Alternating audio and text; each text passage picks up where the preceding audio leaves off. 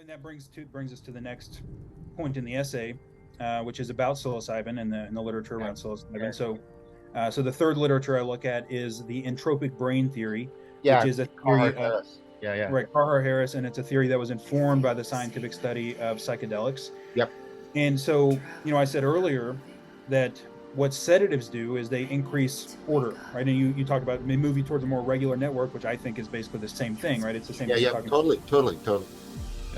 What psychedelics do is they increase entropy or chaos. Yep. Now, the thing is, and this is something that this is not Carhart-Harris's idea, this is another idea in the literature. We're not at perfect criticality most of the time. And it's because, and no system is, because criticality is something that's difficult to achieve. And you're not there all the time. In fact, most people, most of the time, are slightly subcritical, or most of the time, we're slightly tilted towards order. Now, there are some events that happen that are probably going to put us into the other side, into chaos. But most of the time during normal waking consciousness, we're tilted slightly towards order.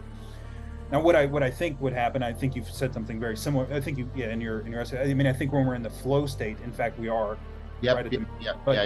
Most of the time we're not, right? Most of the time we're tilted towards order. What psychedelics do is they increase entropy. And because you're tilted towards order, they actually move you closer to criticality.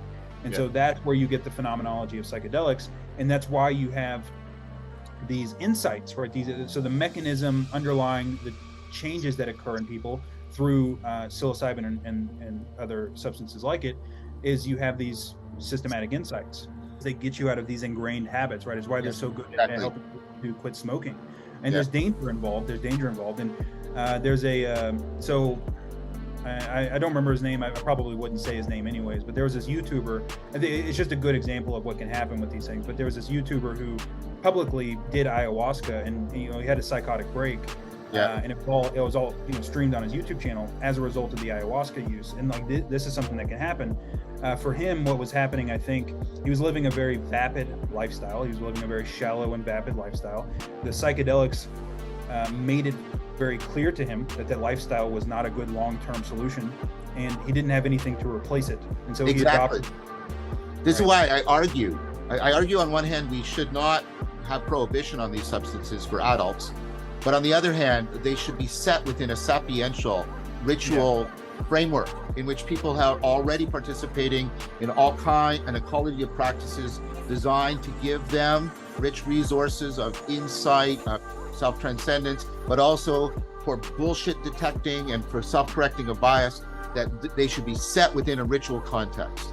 Absolutely, and it helps to avoid this problem, because what happened with him, and I think what happens with people who take psychedelics sometimes, is they adopt a spiritual framework, right? But it's something that they construct themselves. It's something that's very it's not functional, right? And they adopt these sort of spiritual ideas, but they're not they're not functional, because those ideas have evolved over many thousands of years, right? Our best ideas in that realm have evolved over many thousands of years. And it's like this is what people get. They get this feeling of, oh, I've seen the light, right? I've seen the truth. But that's, it has to be brought down to earth, and you need help bringing it down to earth. Usually every tradition says that. Every major wisdom tradition says that. Plato even, you see the sun, but you don't stay there. What do? You go back down into the cave, right? It's repeated again and again and again. And for me, my thing is, ultimately, if your altered state doesn't bring about altered traits that allow you to reliably ameliorate perennial problems of absurdity and anxiety, etc., and also afford that amelioration in others, I'm not going to call that enlightenment. So I reverse engineer enlightenment. Enlightenment is whatever state, trait, virtues allow people to significantly address the perennial problems.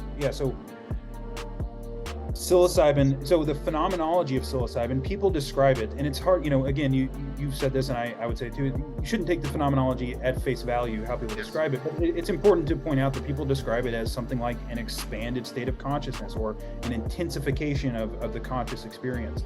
They also talk about the ontonormativity. It's more real. It's really real. Yeah. And there's something very important about that, and I think what it is, it's like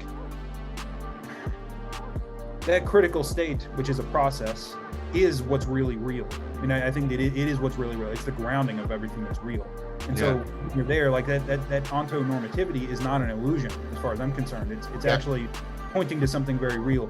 You are at that point participating in this process that is really real. Right. And your consciousness and cognition have the potential to be organized to cognitively realize the participation in the realization. Yes.